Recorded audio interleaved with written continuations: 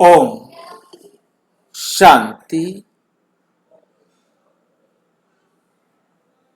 ब्रह्मा कुमारी अव्यक्त मुरली आज बड़े बड़े अक्षरों में पढ़ें, सुने और मंथन करें। हम प्रतिदिन प्रातः 4 बजे से 6 बजे तक, 8 बजे तक, 6 बजे से 8 बजे तक साकार मुरली मंथन करते हैं। शाम को 4 से 9 बजे तक ज्ञान मंथन में हम अव्यक्त मुरली और प्रश्न उत्तर को लेते। ये मुरली मंथन हम सभी भाई बहनें जो भी गूगल मीट पर जुड़ते हैं, मंथन करते हैं। आप भी इसमें साथी व सहयोगी बन सकते हैं, जिसके लिए इसी वीडियो के डिस्क्रिप्शन बॉक्स में गूगल मीट का लिंक दिया हुआ है। यदि आपको लिंक नहीं मिल रहा, जोड़ने में कठिनाई हो रही है, तो आप इसी वीडियो में नीचे चलती हुई लाइन में व्हाट्सएप नंबर देख रहे हैं, उस पर मैसेज करके लिंक मंगा सकते हैं, प्रश्न पूछ सकते हैं, सुझाव दे सकते हैं। और YouTube लाइव पर सवेरे 4 से 8 और सायं 4 से 9 आप जुड़ सकते हैं। इसके अलावा आपको कोई प्रश्न है, कोई बात है, तो वो पूछ सकते हैं। वेबसाइट पर भी एक हमारे पास बेस्ट ऑप्शन है, जिस पर आप जुड़ सकते हैं। किसी भी ब्राउज़र में आप लिखेंगे ब्रह्मा कुमारीज BK ओम शांति, ये ऊपर लिखा हुआ दिखाई दे रहा है, ब्रह्मा कुमारीज BK ओम शांति। सभी स्मॉल लेटर्स, कोई बड़ा छोटा नहीं। इसके साथ लिखेंगे .com, तो आपके सामने खुल करके आ जाएगी। और आप YouTube पर जुड़ना चाहें, YouTube पर जुड़ सकते हैं। और मुरली पढ़ना चाहें तो मुरली पढ़ सकते हैं। लाइव गूगल मीट पर जुड़ना चाहते हैं तो यहाँ क्लिक करें। मुरली का प्रश्न उत्तर देना चाहते हैं, क्विज कंपटीशन में पार्टिसिपेट करना चाहते हैं तो यहाँ क्लिक करें। और इसके अलावा हमारी जितनी भी वीडियोस हैं, उनकी ये प्लेलिस्ट बनी हुई है, आप उनको देख करके उनमें जाकर जो भी वीडियो देखना चाहें वीडियो देख सकते हैं। साथ में आपको वीडियो का जो कुछ भी चैप्टर है वो लिखा हुआ भी मिलता है, ताकि आप पढ़ करके भी समझ सके और किसी भी भाग को कैसे भी सेवा में लगाना चाहें तो आप सेवा भी कर सकते। ओम शांति। आज हम अव्यक्त मुरली 1969 की कर रहे हैं, जो बाबा ने 6 फरवरी 1969 को चलाई। 6 फरवरी 1969। महिमा सुनना छोड़ो। कईयों को होता है कोई महिमा करे तो बहुत अच्छा लगता है, आपने बहुत अच्छा खाना बनाया, आपने बहुत अच्छा काम किया, आपने बहुत अच्छी मुरली सुनाई, आपने बहुत अच्छा ज्ञान सुनाया। ये महिमा सुनना छोड़ो, बस महान बनो। बाकी महिमा सुनना जो है ये अब छोड़ दो।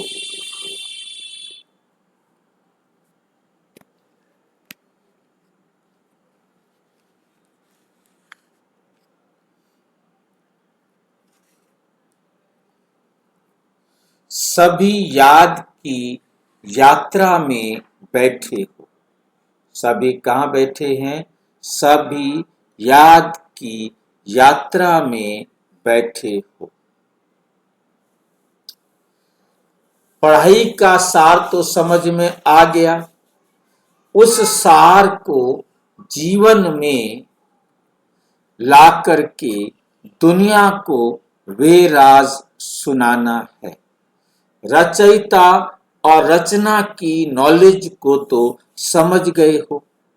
रचयिता और रचना की नॉलेज को तो समझ गए हो।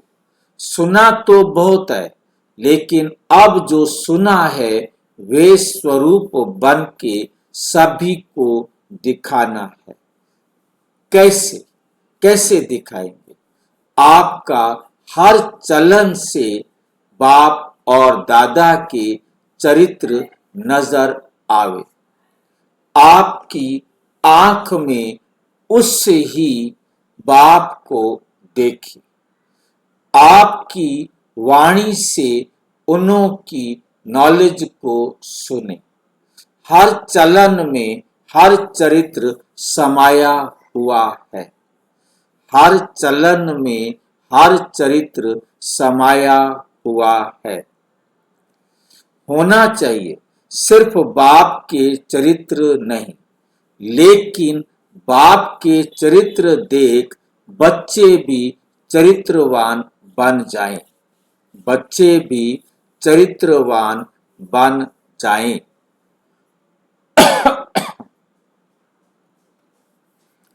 आपके चित्र में उसी अलौकिक चित्र को देखें। आपके व्यक्त रूप में अव्यक्त मूर्त नजर आवे, आपके व्यक्त रूप में अव्यक्त मूर्त नजर आवे। ऐसा पुरुषार्थ करके जो बाप दादा ने मेहनत की है उसका फल स्वरूप दिखाना है। जैसे अज्ञान काल में भी कोई बच्चों में जैसे कि बाप ही नजर आता है, उनके बोल चाल से अनुभव होता है जैसे कि बाप है। इस रीति से जो अनन्य बच्चे हैं उन एक एक बच्चे द्वारा बाप के गुण प्रत्यक्ष होने चाहिए। और कैसे होंगे? उसका मुख्य प्रयत्न क्या है? मुख्य बात यही है। क्या समझ में आया? आपके चित्र में उसी अलौकिक चित्र को देखें। आपका जो शरीर है आपके व्यक्त रूप में अव्यक्त मूर्त नजर आए। कौन है अव्यक्त मूर्त? ब्रह्मा बाबा, शिव बाबा, वो दोनों दिखाई दे। आपके द्वारा ब्रह्मा बाबा की प्रत्यक्षता पहले होगी, फिर शिव बाबा की। उनको लगो कि ये वाक्य में ब्रह्मा बाप समान है, ब्रह्मा बाप समान है, मतलब उनको महसूसता हो। ठीक है कि नहीं? आपके व्यक्त रूप में अव्यक्त मूर्त ब्रह्मा बाबा नजर आवे। ऐसा पुरुषार्थ करके जो बाप दादा ने मेहनत की है उसका फल स्वरूप दिखाना है। जैसे अज्ञान काल में भी कोई कोई बच्चों में जैसे कि बाप ही नजर आता है। उसको देखकर कहते हैं ये भाई अपने पापा की तरह है, ये अपने दादा की तरह है, ये अपनी माँ की तरह है। मतलब कहने का है आप में कौन दिखाई देना चाहिए? अब ब्रह्मा बाबा। आपका व्यवहार, आपका कार्य करना, आपके चाल चलन सब कैसी होनी चाहिए? बाबा जैसी। उनको महसूस हो कि जैसे बाबा।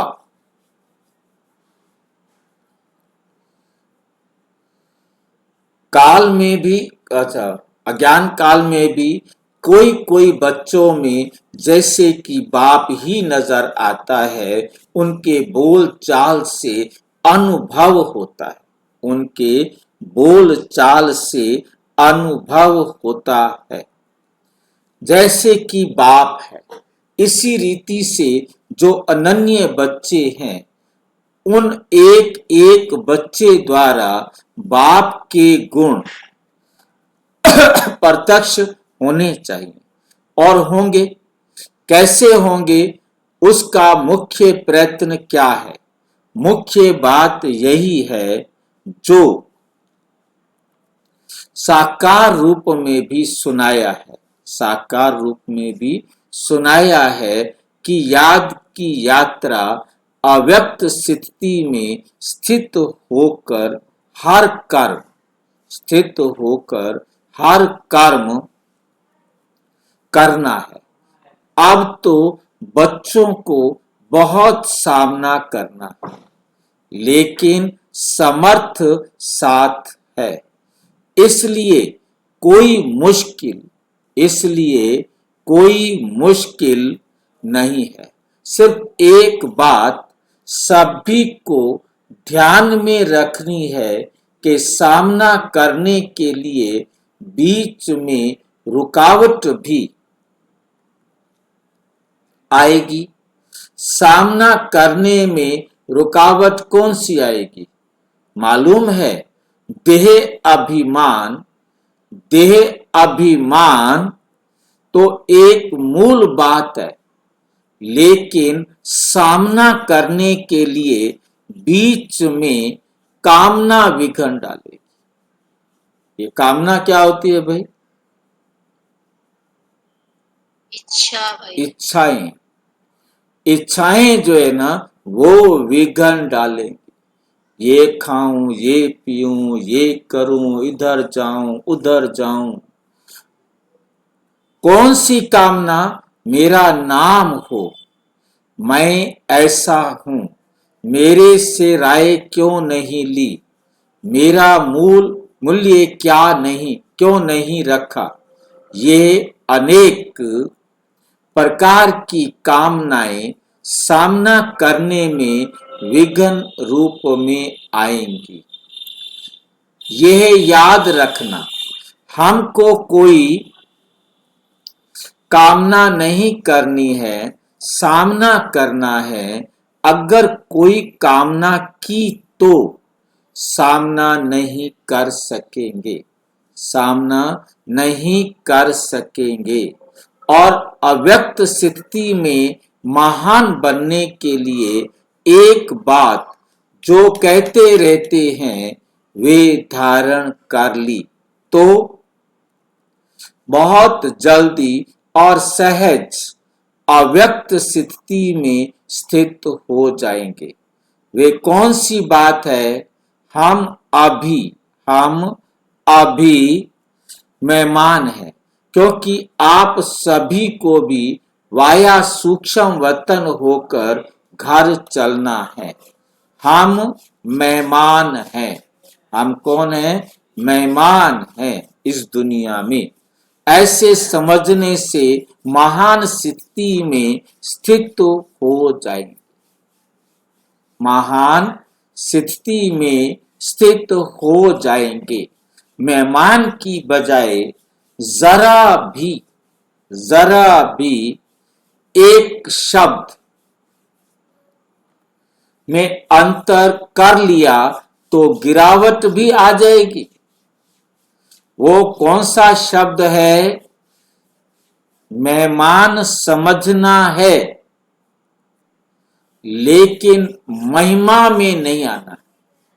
इस दुनिया में अपने आप को मेहमान समझना है, परंतु महिमा में नहीं आना कि मेरी महिमा करे, बहुत अच्छे हैं। किसी भी प्रकार की प्रशंसा सुनने का मतलब जो है, आप में कोई भी कामना सामने इच्छा ना हो। अगर महिमा में आ गए कि हम तो बहुत सियाने हैं, बस तो मेहमान नहीं बनेंगे। तो फिर आप मेहमान नहीं बन सकेंगे। मेहमान समझेंगे तो महान बनेंगे। और जरा सा अंतर मेहमान और महिमा, ये दोनों इकट्ठे हुए, लेकिन है जरा सा अंतर भी अवस्था को बहुत नीचे ऊपर कर देता है, नीचे ऊपर कर देता है। तुम सभी को ज्ञान कौन सा देते हो? सबको कौन सा ज्ञान सुनाते हो? जैसे त्रिमूर्ति का ज्ञान औरों को देते हो। कौन सा ज्ञान देते हो? त्रिमूर्ति का ज्ञान औरों को देते हो। वैसे अपने पास भी 3 बातों का ज्ञान रखना है। 3 बातें छोड़ो और 3 बातें धारण करो। अब ये 3 बातें छोड़ेंगे तब ही स्वरूप में स्थित होंगे, सर्विस में सफलता भी होगी। बताओ कौन सी 3 बातें छोड़नी है जो सर्विस में विघ्न डालती हैं? वे छोड़नी है। एक तो कभी भी कोई बहाना नहीं देना। दूसरा, कभी भी किस से सर्विस के लिए कहलाना नहीं। तीसरा, सर्विस करते कभी मुरझाना नहीं। बहाना, कहलाना नहीं, मुरझाना नहीं, ये 3 बातें छोड़नी है। और फिर कौन सी 3 बातें धारण करनी है? त्याग, तपस्या और सेवा। ये 3 बातें धारणा में चाहिए। ये 3 बातें धारणा में चाहिए। तपस्या अर्थात याद की यात्रा। और सर्विस के बिना भी जीवन नहीं बन सकती। इन दोनों बातों की सफलता त्याग के बिना नहीं हो सकती। इसलिए 3 बातें छोड़नी है और 3 बातें धारण करनी है। 3 बातें छोड़नी है और 3 बातें धारण करनी है। अगर इन तीनों बातों की धारणा हुई तो क्या बन जाएंगे? जो आपका गायन है ना, वही स्वरूप बन जाएंगे। यहाँ आबू में भी आपका गायन है। किस रूप में और कौन सा रूप? किस रूप में और कौन सा रूप यादगार का है? तपस्या के साथ और भी कोई मुख्य रूप का यादगार है? जिन्होंने देलवाड़ा मंदिर ध्यान से देखा होगा उन्हें याद होगा। जैसे तपस्वी हैं तो त्रिनेत्री भी हैं। तपस्या के साथ याद त्रिमूर्ति का ही है। तो जैसा यादगार है त्रिमूर्ति का, ऐसा बनना है। तीसरा नेत्र कौन सा है? तीसरा नेत्र कौन सा है? ज्ञान का। ज्ञान का तीसरा नेत्र ही यादगार के रूप में दिखाया है। तपस्वी और त्रिनेत्री। तपस्वी और त्रिनेत्री। एक तो हम बाबा के बच्चे तपस्वी हैं और दूसरा क्या है? त्रिनेत्री है। तपस्वी और त्रिनेत्री। तीसरा नेत्र कायम होगा कब? कब कायम होगा तीसरा नेत्र? तीसरा नेत्र कायम होगा कब? कायम होगा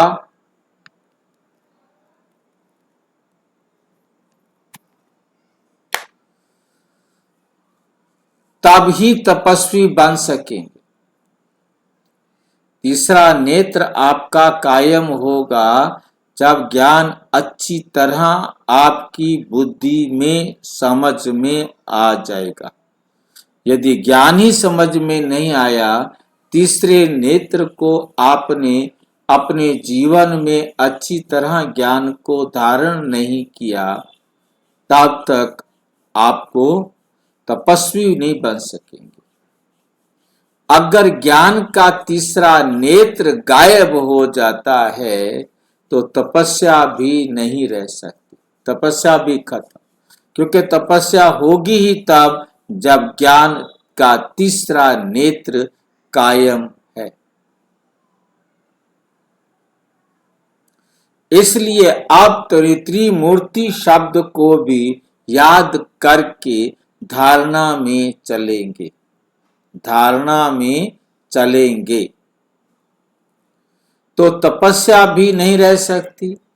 इसलिए अब त्रिमूर्ति शब्द को भी याद करके धारणा में चलेंगे तो वे बन जाएंगे जो शक्तियों का गायन है। क्या बन जाएंगे?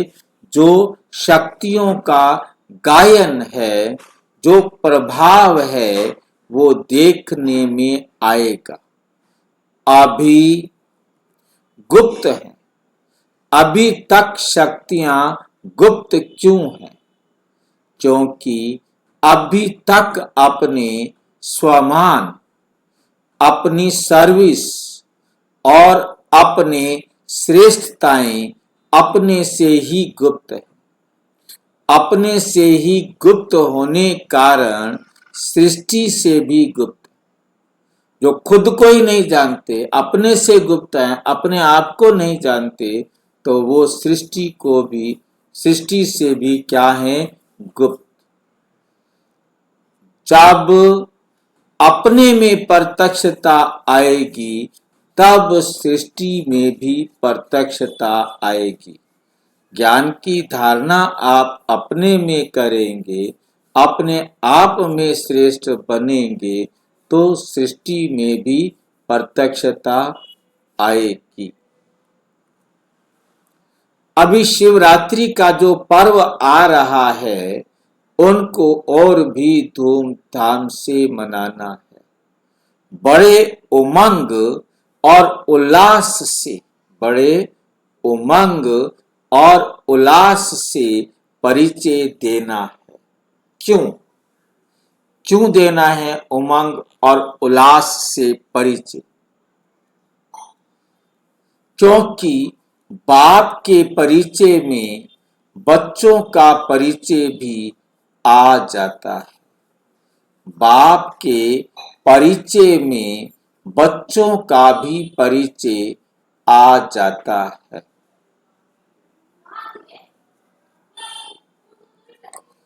बच्चे बाप का परिचय देंगे तो बाप फिर अव्यक्त में बच्चों का परिचय, बच्चों का साक्षात्कार आत्माओं को कराते रहेंगे। तो इस शिवरात्रि पर कुछ नवीनता करके दिखाना। क्या नवीनता करेंगे? अब तक जो भाषण किए हैं वो यथा योग, यथा शक्ति तो करते रहते हैं, लेकिन अब खास शक्ति रूप से भाषण करने हैं। शक्ति रूप का भाषण क्या होता है? ललकार करना। क्या ललकार करेंगे? और ही जोर शोर से समय की पहचान दो और उन्हों को बार बार सुनाओ कि ये बाप का कर्तव्य, अब जास्ती समय नहीं है, कुछ तो हाथ से गंवा दिया, लेकिन जो कुछ थोड़ा समय रहा उनको भी गंवा ना दो। ऐसे फोर्स से समय की पहचान दो, ऐसे फोर्स से समय की पहचान जैसे आजकल साइंस वाले ऐसे ऐसे बॉम्ब्स बना रहे हैं जो अपने स्थान पर बैठे हुए भी अपने स्थान पर बैठे हुए भी जहां बॉम्ब लगाना होगा वहां का निशाना दूर बैठे भी कर सकते। बॉम्ब लगाना होगा वो दूर बैठे भी कर सकते हैं। आजकल आप देख रहे हैं कहां से बॉम्ब चलाते हैं और कहां चले जाते। वहां का निशाना दूर बैठे भी कर सकते हैं। तो साइंस की शक्ति से तो श्रेष्ठ साइलेंस है। साइंस से तो साइलेंस अधिक शक्तिशाली है। क्यों साइलेंस साइंस से अधिक शक्तिशाली है?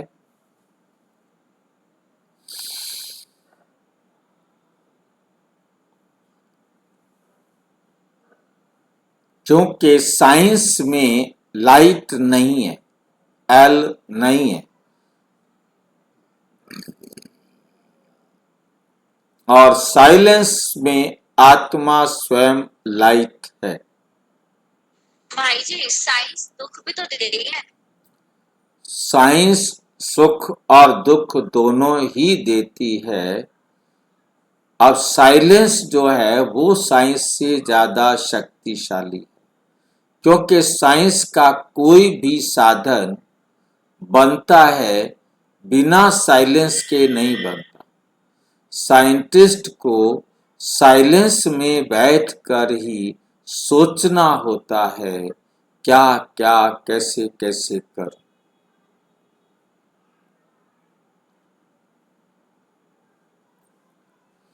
जैसे वे साइंस के गोले बनाते हैं वैसे अब शक्तियों को साइलेंस की शक्ति से गोले फेंकने।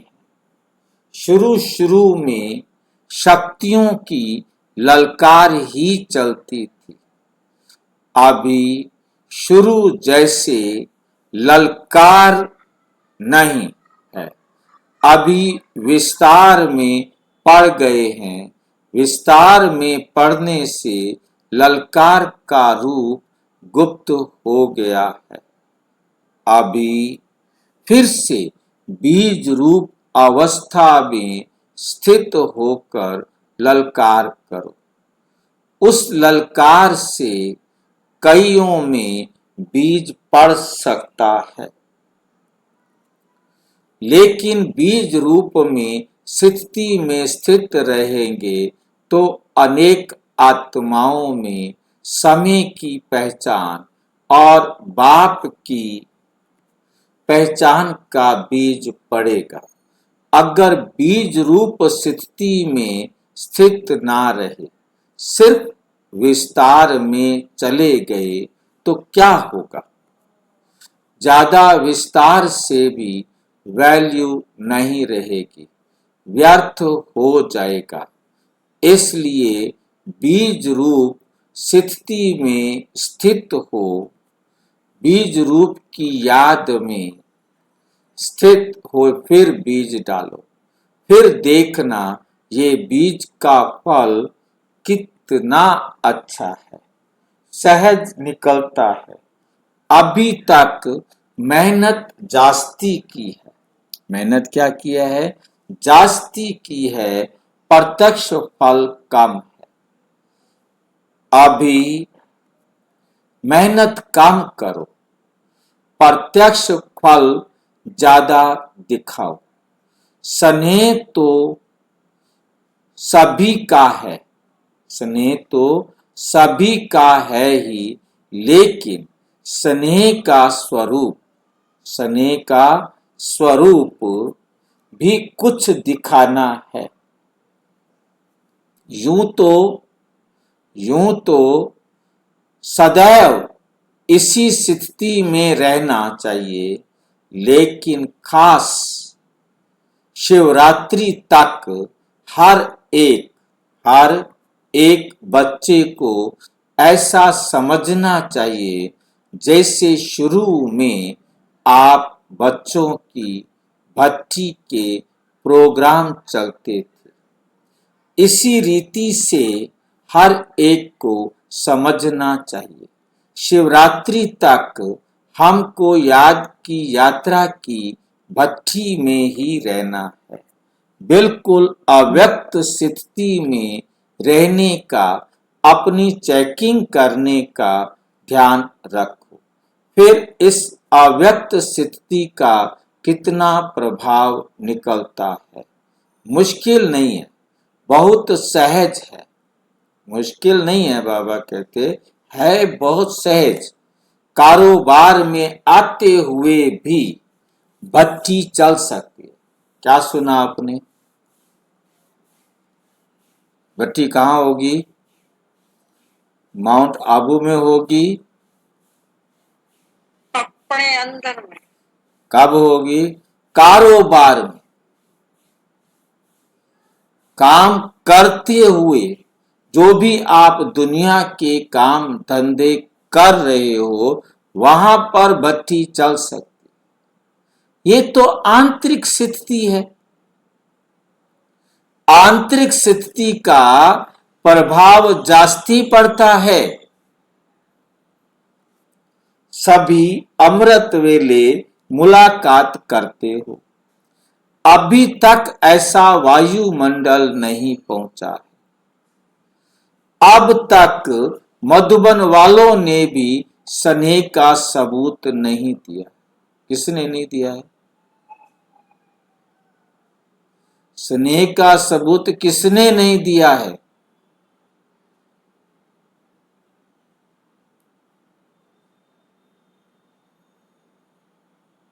सर्टिफिकेट दिखाई दे रहा है? मधुबन वालों ने भी स्नेह का सबूत नहीं दिया है। चारों ओर से बहुत कम बच्चे हैं जिन्होंने स्नेह का सबूत दिया। बाप का बच्चों से कितना स्नेह था।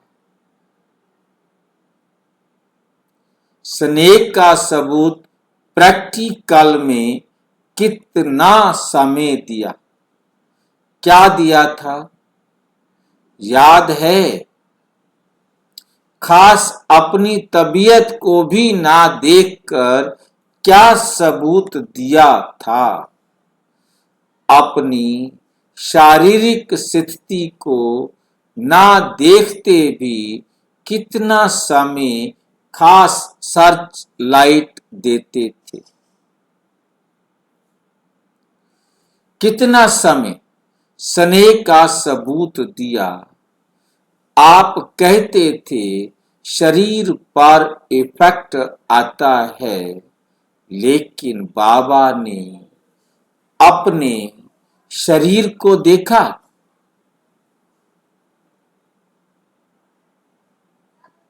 बाबा ने अपने शरीर को देखा। ये स्नेह का सबूत था। अब बच्चों को भी रिटर्न में स्नेह का सबूत देना है। क्या देना है? स्नेह का सबूत देना है। जो कर्म करके दिखाया वही करना है। अमृत वेले जैसे साकार रूप में करके दिखाया, वैसे ही बच्चों को करना चाहिए। नहीं तो अब तक यही रिजल्ट देखी है। इस बात में अपने दिल को खुश कर लेते हैं। उठे और बैठे, लेकिन वे रुहाब शक्ति स्वरूप की स्मृति नहीं रहती। शक्ति रूप के बदले क्या मिक्स हो गया? सुस्ती। तो सुस्ती मिक्स होने से मुलाकात करते हैं, लेकिन लाइन क्लियर नहीं होती। इसलिए मुलाकात से जो अनुभव होना चाहिए वह नहीं कर पाते। लाइन क्लियर नहीं होती, मुलाकात से जो अनुभव होना चाहिए वो नहीं कर पाते। मिक्सचर है, यहां शुरू करेंगे तो मधुबन वासियों को देख सब करेंगे। मधुबन निवासी जो खास स्नेही हैं, उनको खास सैक्रिफाइस बलिदान करना है। स्नेह में हमेशा सैक्रिफाइस किया जाता है, सैक्रिफाइस किया जाता है। अच्छा अच्छा, ओम शांति। और विस्तार से जानने के लिए प्रजापिता ब्रह्मा कुमारी ईश्वरीय विश्वविद्यालय के किसी भी सेवा केंद्र पर संपर्क करें, और यदि कोई प्रश्न है तो 9213106986 पर केवल आरआरआई या टेलीग्राम करें। 9650692270 पर केवल व्हाट्सएप करें। फोन नहीं। ओम शांति। ओम शांति।